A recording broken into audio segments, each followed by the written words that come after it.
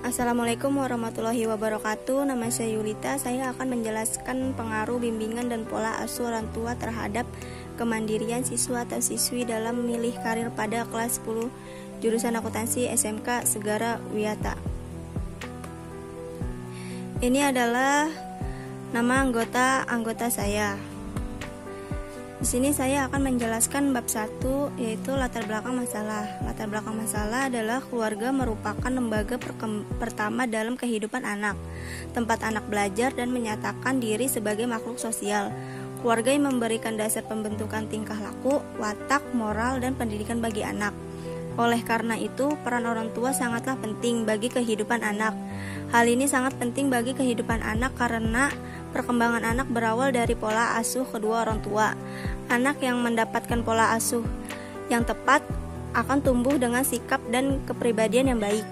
Dan begitu pun sebaliknya, anak yang mendapat pola asuh yang kurang tepat maka akan mengalami kesulitan dalam perkembangan sikap sosialnya. Kepribadian tersebut dapat dilihat dari sikap yang ditunjukkan oleh anak. Apakah sikap yang ditunjukkan adalah sikap yang positif atau negatif? Sebagai contoh, orang tua yang suka memaki, maka kemungkinan besar anaknya akan suka memaki. Sebaliknya, orang tua yang bertutur kata sopan, maka kemungkinan besar anaknya akan bersikap sopan. Selanjutnya, tanpa disadari, saat ini banyak orang tua yang menuntut anaknya untuk melakukan hal-hal yang berlebihan yang seharusnya belum mereka lakukan. Bentuk pola pengasuhan orang tua pada anak mempengaruhi pada kebiasaan-kebiasaan anak. Kebiasaan yang dimaksud adalah kebiasaan anak sehari-hari. Kebiasaan tertentu yang dimiliki anak adalah sesuatu yang lumrah. Akibatnya, banyak orang tua yang cenderung abai dengan kebiasaan tersebut. Padahal ada beberapa kebiasaan yang sebenarnya berbahaya bagi kesehatan anak, baik secara fisik ataupun mental. Kebiasaan tersebut seperti anak hiperaktif, suka merokok, suka melawan, dan keras kepala, suka berkata kotor, dan lain-lain. Dengan demikian, adanya kebiasaan-kebiasaan anak merupakan hasil yang diperoleh dari internalisasi nilai dalam keluarga. Hal ini dapat mengidentifikasi bahwa anak yang memiliki kebiasaan buruk adalah anak yang kurang mendapat pemahaman moral yang baik dari orang tuanya. Penerapan pola asuh yang salah dapat mengakibatkan terjadinya kebiasaan-kebiasaan buruk pada anak. Salah satunya adalah hiperaktif. Hiperaktif merupakan salah satu kebiasaan buruk pada anak. Setiap pengalaman sensorik yang mereka peroleh dalam perkembangannya akan mereka respon dengan berbagai cara agar kepuasaan dirinya itu terpenuhi. Akibatnya dalam kondisi apapun, anak tidak mampu mengontrol tingkah lakunya. Perhatiannya sangat mudah teralihkan dan tingkah lakunya susah diatur. Maka dalam hal ini, peran orang tua sangatlah penting dalam memberikan pola asuh baik kepada sang anak. Bersikap bijak dalam menghadapi anak hiperaktif bukanlah dengan melarang atau membiarkan anak melakukan hal yang disukainya, melainkan secara perlahan-lahan memberikan pemahaman kepada anak bahwa yang mereka lakukan itu berbahaya atau tidak. Selanjutnya, manfaat dan tujuan. 1. Memberikan pengetahuan mengenai seberapa besar pengaruh pola asuh orang tua terhadap kemandirian anak. 2. Mendapatkan pengarah, bimbingan, atau nasihat sehingga segala bentuk tingkah laku dapat terkontrol dengan baik. 3. Kemungkinan antara orang tua dengan anak berjalan lancar. Dengan perhatian yang diberikan orang tua pada anaknya, maka sang anak akan berusaha bersikap jujur pada anaknya, akan mengungkapkan keluhan-keluhan yang ada padanya baik di rumah atau di sekolah. 4. Memberikan pengetahuan bagaimana cara mendorong atau meningkatkan kreativitas anak. 5. Meningkatkan kualitas siswa atau siswi dalam memilih karir. 6. Memberikan pengetahuan cara menerapkan pola asuh yang lebih baik. Selanjutnya, adapun tujuan penelitian dalam hal ini adalah 1. Untuk menjadikan motivasi belajar siswa atau siswi bimbingan dari orang tua. Karena dengan perhatian orang tua terhadap pribadi anak-anak memperkecil suatu kegagalan. 2. Untuk menjadikan prestasi anak lebih tinggi dari orang tua. agar dapat memberikan pujian dengan ucapan selamat atas prestasi yang ingin mereka raih. 3. Untuk meningkat motivasi belajar, karena dengan motivasi tersebut, maka seorang anak dapat menunjukkan bakat serta ikut berpartisipasi dalam pendidikan.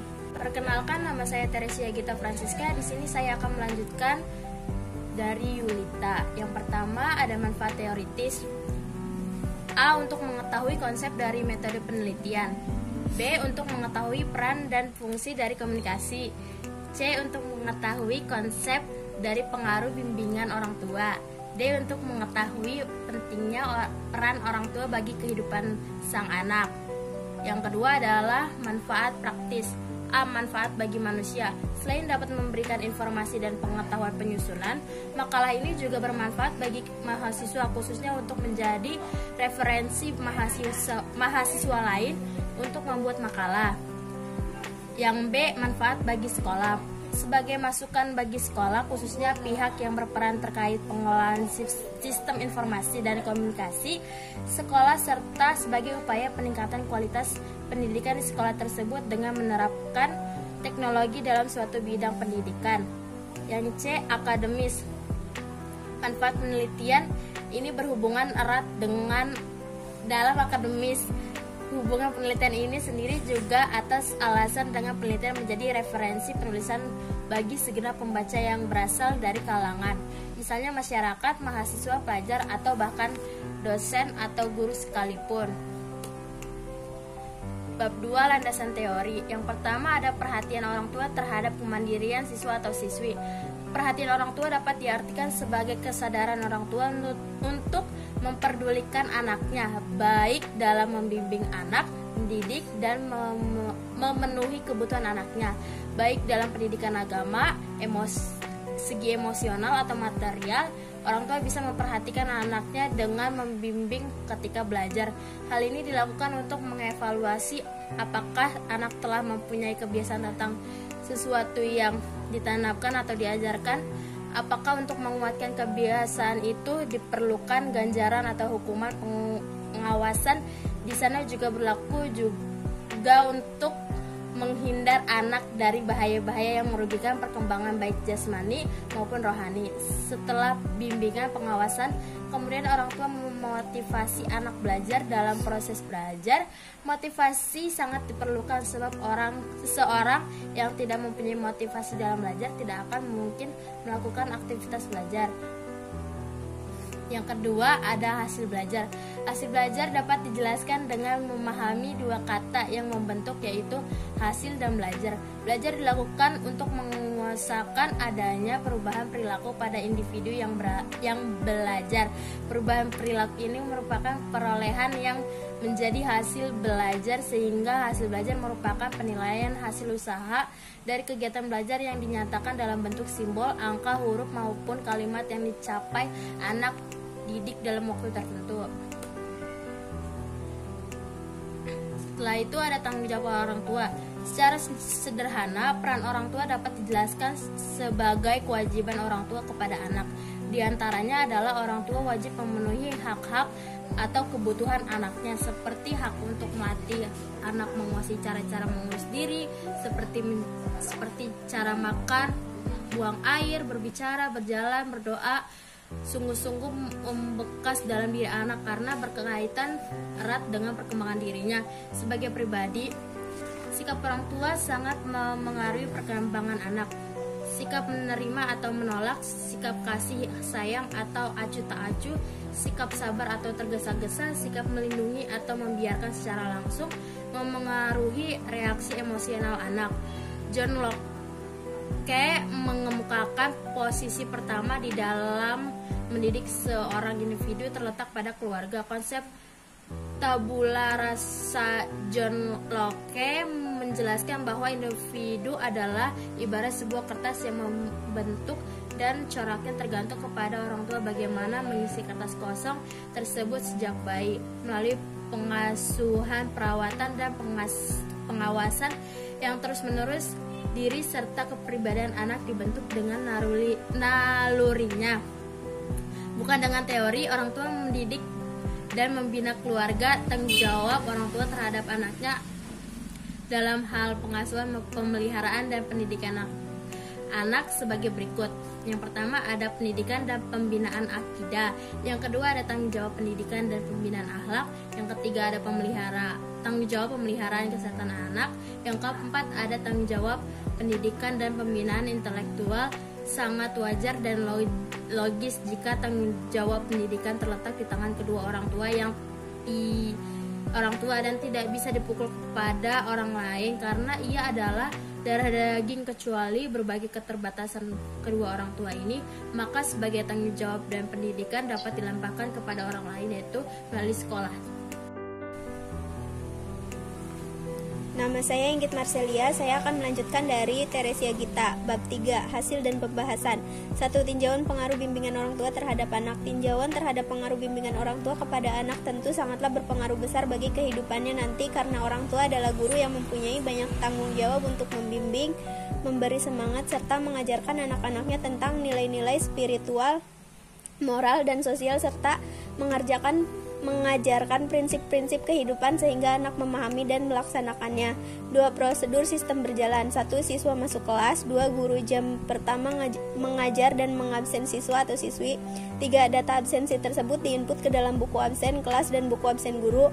4. Siswa belajar. 5. Guru mengajar. 6. Ketua kelas dan guru memberikan data absensi tersebut kepada wali kelas setiap bulannya. 7. Wali kelas merekap data absensi tersebut yang nantinya akan diberikan kepada kepala sekolah untuk syarat kenaikan kelas. 8. Siswa istirahat. 9. Guru istirahat. 10. Siswa pulang sekolah. 11. Guru pulang mengajar. Metode pengembangan. Untuk pengembangan sistem penelitian ini menggunakan model konsep RAD atau Rapid Application Development. RAD adalah sebuah strategi pengembangan sistem yang menekankan kecepatan pengembangan melalui keterlibatan pengguna yang ekstensif dan konstruksi cepat, berulang, dan bertambah serangkaian prototip atau prototip bekerja sebuah sistem yang pada akhirnya berkembang ke dalam sistem final atau sebuah versi. Tujuan utama dari sebuah metode sistem development adalah memberikan suatu sistem yang dapat memenuhi harapan dari pemakai, tapi terkadang para pemakai tidak dilibatkan langsung dalam melakukan pengembangan sistem sehingga hal ini menyebabkan sistem informasi yang dibuat jauh dari harapan.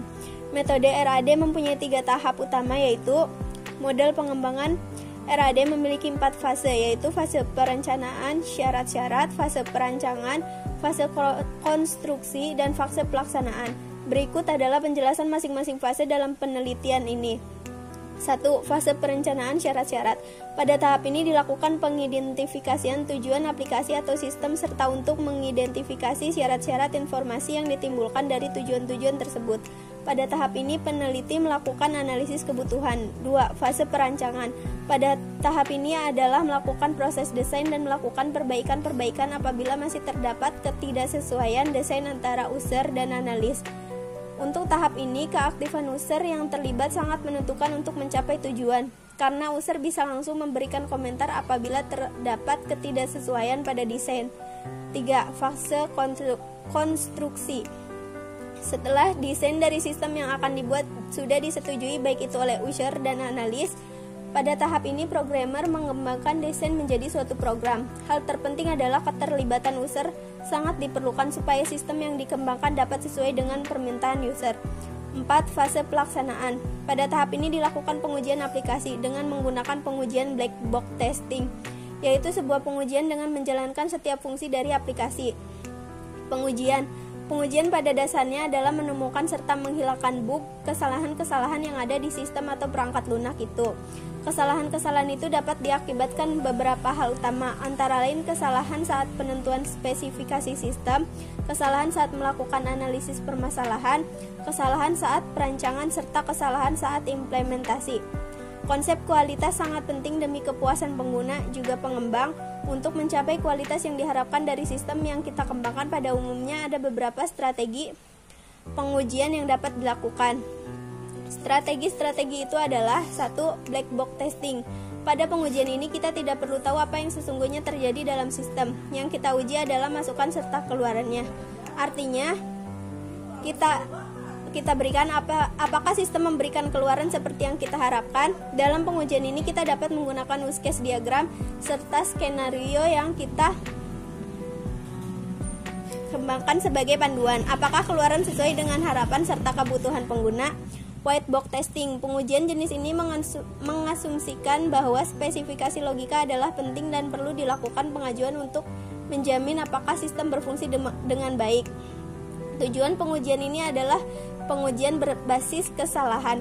Dalam hal sistem berbasis objek, kita harus memeriksa semua objek yang terlibat dalam sistem. Metode pengumpulan data. Metode yang digunakan berupa skala Likert, yaitu skala yang digunakan untuk mengukur persepsi, sikap, atau pendapat seseorang atau kelompok mengenai sebuah peristiwa atau fenomena sosial, berdasarkan definisi operasional yang telah ditetapkan oleh peneliti. Skala ini merupakan suatu skala psikometrik yang biasa diaplikasikan dalam angket dan paling sering digunakan untuk riset yang berupa survei, termasuk dalam penelitian survei deskriptif. Seperti contoh berikut ini. 16 responden menjawab setuju, 6 responden menjawab sangat setuju, 3 responden menjawab netral. Berdasarkan data tersebut terdapat 16 responden atau 64% yang menjawab setuju dari 25 responden dan sangat setuju 6 responden dan netral 3 responden. Dengan hasil tersebut dapat diambil kesimpulan bahwa mayoritas siswa setuju dengan pernyataan tersebut. Cara kedua untuk menerjemahkan hasil skala Likert ini adalah dengan analisis interval agar dapat dihitung dalam bentuk kuantitatif. Jawaban-jawaban dari responden tersebut dapat diberi bobot nilai atau skor Likert seperti di bawah ini. SS sangat setuju diberi nilai 10, S setuju diberi nilai 8, N netral diberi nilai 6, TS tidak setuju diberi nilai 4, STS sangat tidak setuju diberi nilai 2. Total skor Likert dapat dilihat dari perhitungan di bawah ini. Setuju 16 responden dikali 8 sama dengan 128. Sangat setuju 6 responden dikali 10 sama dengan 60. Netral 3 responden dikali 6 sama dengan 18. Total skornya 206. Skor maksimum yaitu 25 dikali 10 sama dengan 250. Jumlah responden dikali skor tertinggi Likert.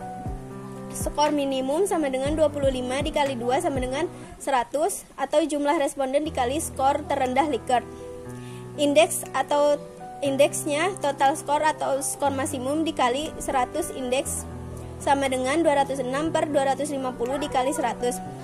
Indeksnya adalah 82%. Interval penilaiannya, indeks 0 sampai 19,99% sangat tidak setuju, indeks 20% sampai 39,99% tidak setuju, indeks 40 sampai 59,99 netral, indeks 60% sampai 79,99 setuju, indeks 80 sampai 100 sangat setuju. Terima kasih. Apa aja sih macam-macam pola asuh orang tua dalam mendidik anak-anaknya? Di sini saya akan menjawab pertanyaan dari Gaga. Nama saya Teresia Gita Francisca. Yang pertama yaitu ada pola asuh karakteristik otoriter, yaitu pola asuh yang sifatnya seperti kaku, tegas, dan menerapkan hukuman yang tidak sesuai dengan peraturan. Yang kedua yaitu pola asuh permisif, yang sifatnya itu berlawanan 180 derajat dengan peraturan otoriter. Kalau yang permisif ini lebih cenderung ke memanjakan sang anak dan serba dibolehkan. Yang ketiga ada pola asuh cuek. Apa pengaruh orang tua kepada anaknya di sekolah dapat bekerja, lingkungan sekolah berbeda? Jadi maksud dari pertanyaan ini adalah apa pengaruh orang tua atau sikap dalam pola asuh dapat sejalan atau bekerja dengan baik. Sekilas lingkungan sekolah itu berbeda dengan lingkungan rumahnya. Di sini saya akan menjawab pertanyaan dari Raden. Nama saya Teresia Gita Francisca. Dalam kalangan ini dapat kita ketahui bahwa untuk pengaruh bimbingan orang tua terhadap sang anak itu sangatlah penting. Karena untuk menjaga kebersamaan sang anak dengan orang tuanya, dan orang tuanya dapat menjaga, mendidik, serta mengajarkan sang anak untuk berperilaku lebih baik lagi. Dan untuk apakah lingkungan sekolah dan lingkungan rumah itu berbeda? Ya jelas memang berbeda. Jadi kita dapat ketahui bahwa terdapat 3 pola asuh, yaitu pertama ada pola asuh karakteristik otoriter, yaitu sifatnya seperti kaku, tegas, dan menerapkan hukuman yang tidak sesuai dengan peraturan. Yang kedua ada pola asuh permisif, yaitu pola asuh yang menserbabolehkan dan memanjakan sang anak. Yang ketiga ada pola asuh cuek. Dan kita dapat ketahui bahwa ada perbedaan antara lingkungan sekolah dan lingkungan rumah.